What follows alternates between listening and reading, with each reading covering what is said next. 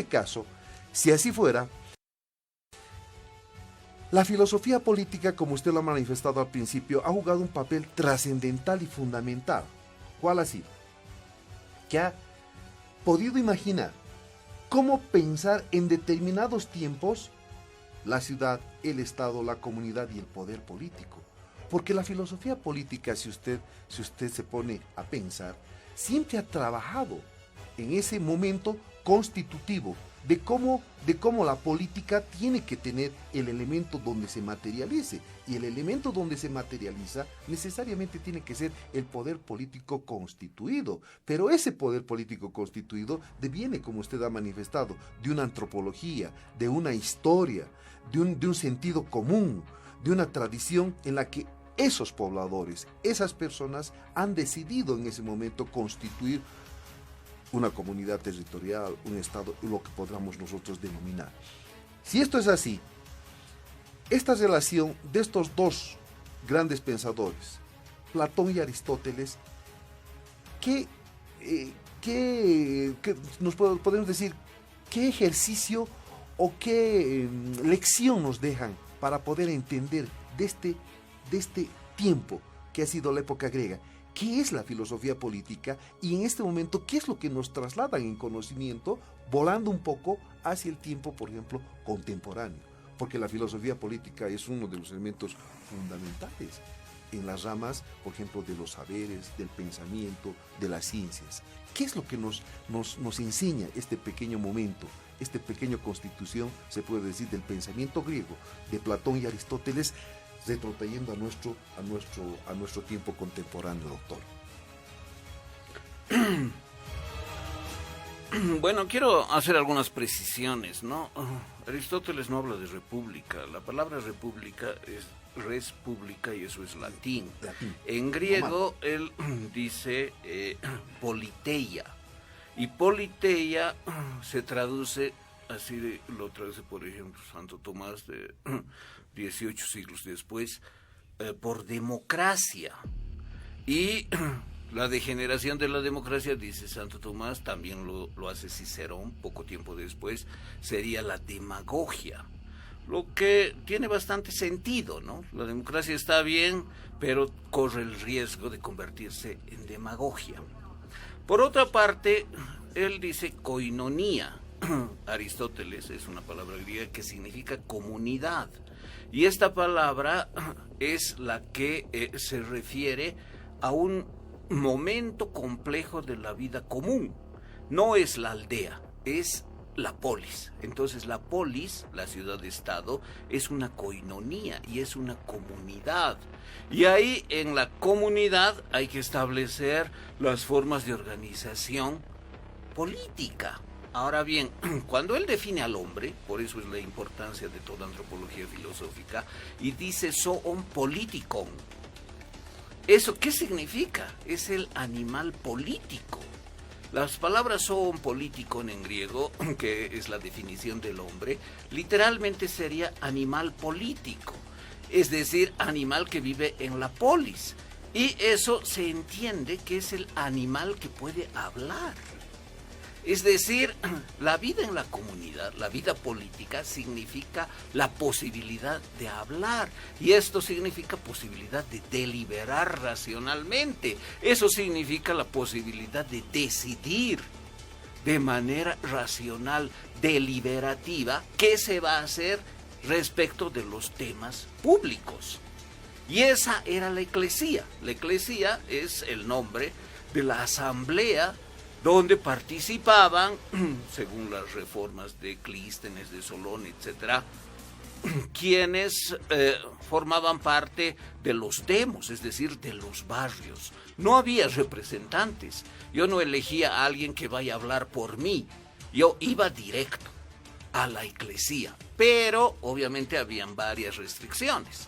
Las restricciones eran: no van las mujeres, no van los jóvenes, no van los metecos, que eran los extranjeros, no van los esclavos, obviamente. Y antes de Solón iban los que tenían cierto peculio, es decir, cierta riqueza. solo nace esos cambios e introduce la posibilidad de que vayan personas pobres si habían nacido en Atenas. Entonces la eclesía es el lugar, como también lo era el ágora, que era el mercado, donde se hablaban los temas públicos, pero en la eclesía con la posibilidad de decidir y de votar, y se votaba con piedras de colores. Entonces esta forma de votar sin representación, sino directa, de los ciudadanos atenienses, era la forma de la democracia directa en su génesis, en su origen. Y ahí se entiende, en ese contexto se entiende claramente que el hombre sea el animal político, es decir, que puede hablar, deliberar y que puede, en definitiva, decidir en un ámbito de libertad lo que se va a hacer con los temas públicos, por ejemplo, si se van a construir trirremes para aumentar el poderío naval, si se van a dedicar los recursos públicos a construir un edificio como fue el Partenón, que era un edificio, hoy día diríamos bancario también, además de religioso, o qué se va a hacer, o si se va a declarar la guerra, o si se va a fortalecer la Liga del Peloponeso que Atenas lideraba. Entonces, es imprescindible comprender el contexto para comprender la concepción aristotélica del hombre como animal que delibera, que habla y que en una estructura democrática llega por mayoría a decidir qué se va a hacer respecto de los intereses públicos, sin representación, directamente.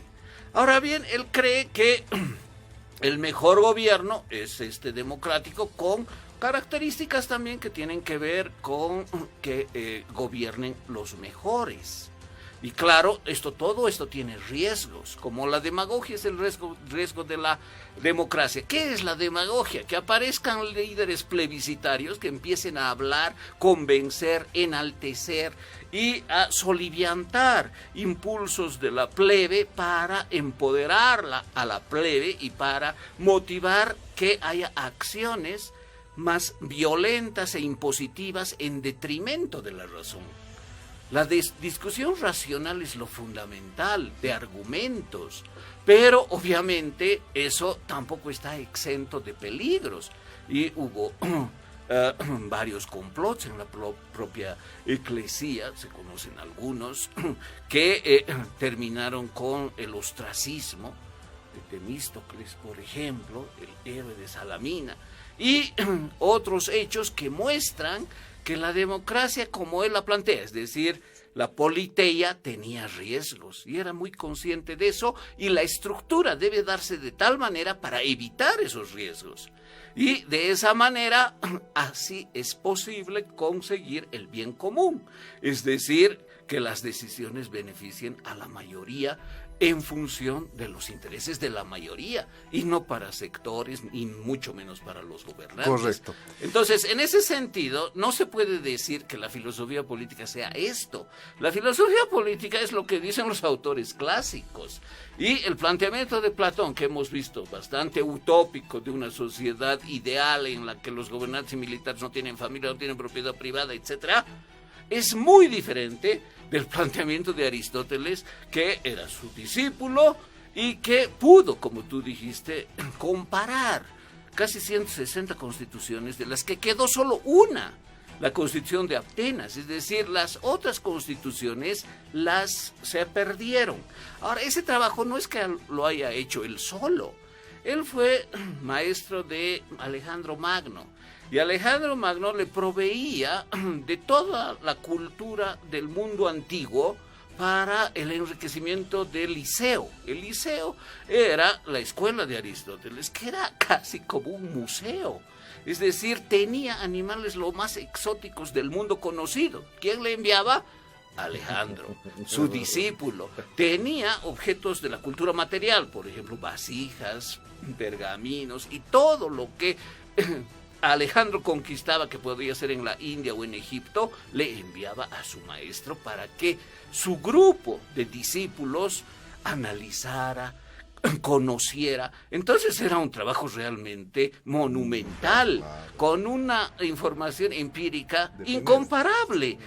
Es decir, solo comparable a lo que era la Biblioteca de Alejandría. Así era el Liceo. Y por eso sus discípulos, los discípulos de Aristóteles, pudieron sintetizar no solo las características legales de las constituciones, de 156 constituciones perdidas en escritos, sino también la de Atenas, y ese es el único escrito que queda, incluyendo la historia, incluyendo las características de cada polis, porque son análisis de polis.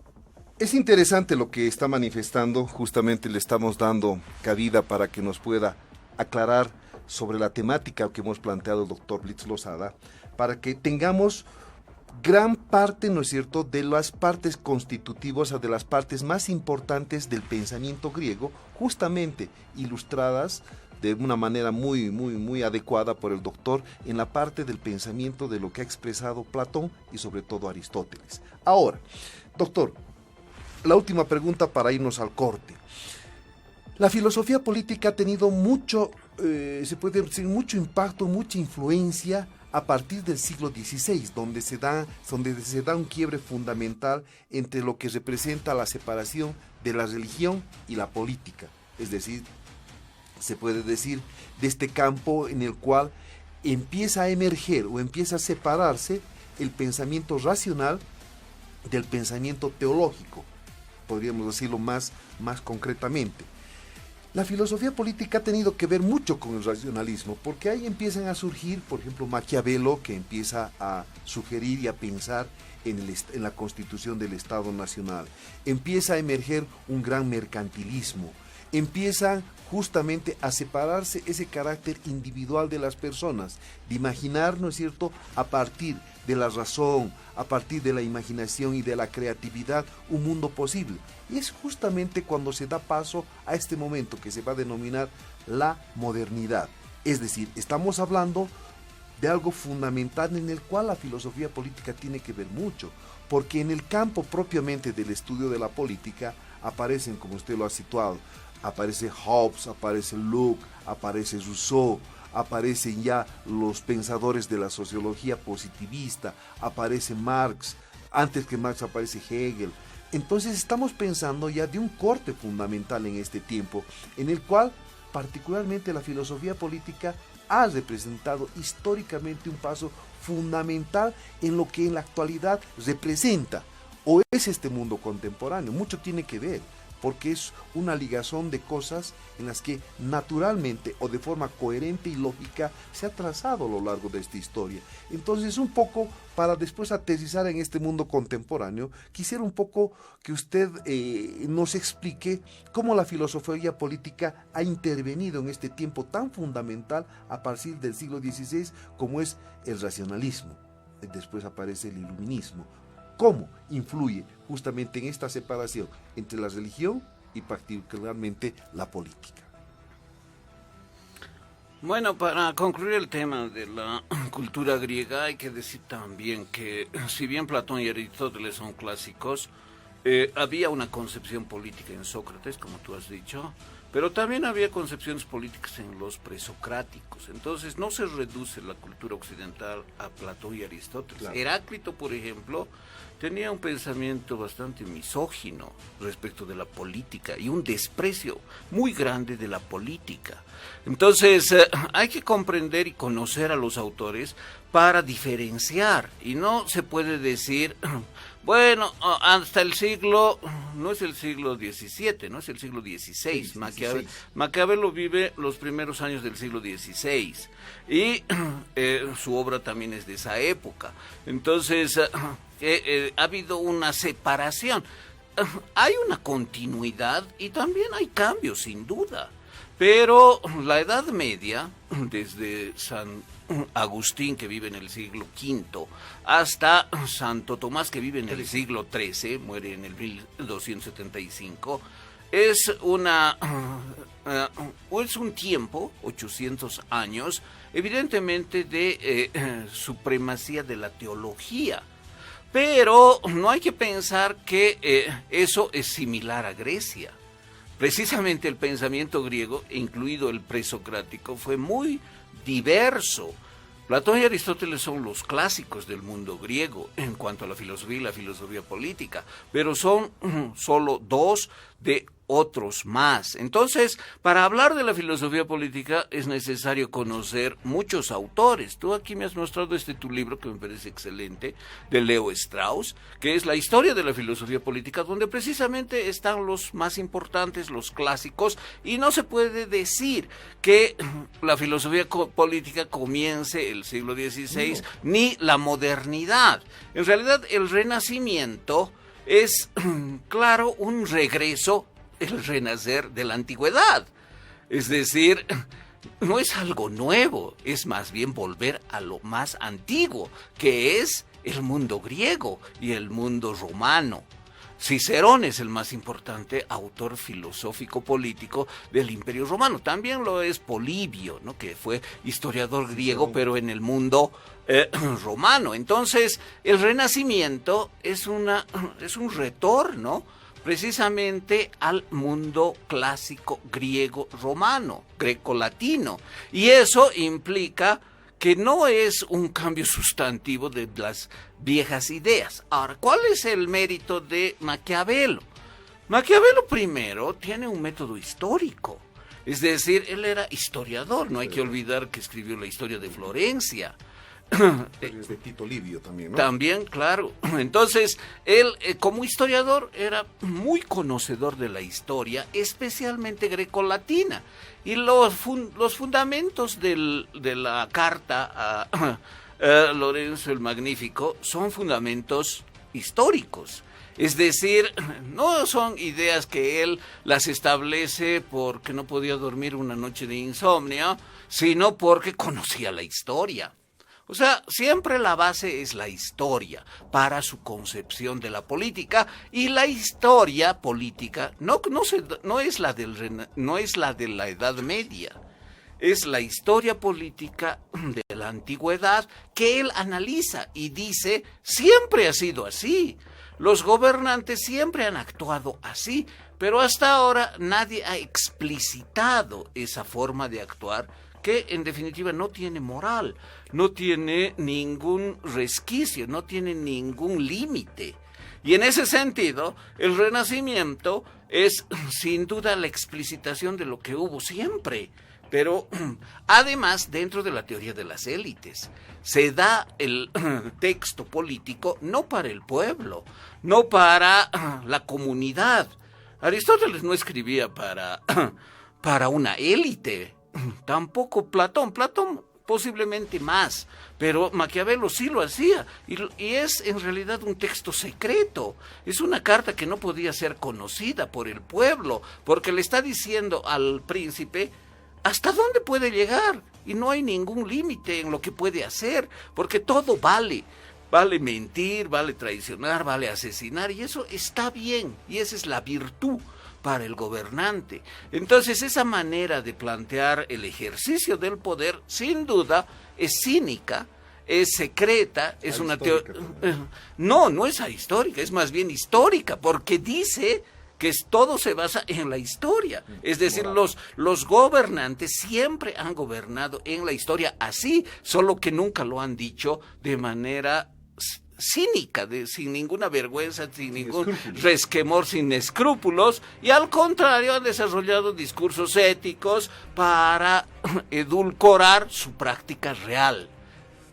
Es interesante, le quiero aclarar, doctor Blitz Lozada, es un diálogo muy ameno y muy educador este proceso, esta charla que estamos teniendo, pero le quiero aclarar que la filosofía política, hace rato lo mencioné, no nace en el racionalismo, sino la historia de la filosofía política tiene una trascendencia, pues, obviamente en estos 25 siglos, ¿no?, que ha sido fundamental, sobre todo desde un principio lo decía, como para pensar desde la familia, desde la comunidad, desde el Estado, la ciudad, imaginar las posibilidades, ¿no es cierto?, obviamente que confluyen después en el poder político, en la institucionalidad del Estado, en su propia constitución, que son parte de todo ese avatar. Yo le decía desde un principio, se ha construido un lenguaje técnico, un lenguaje científico a lo largo de estos 25 siglos.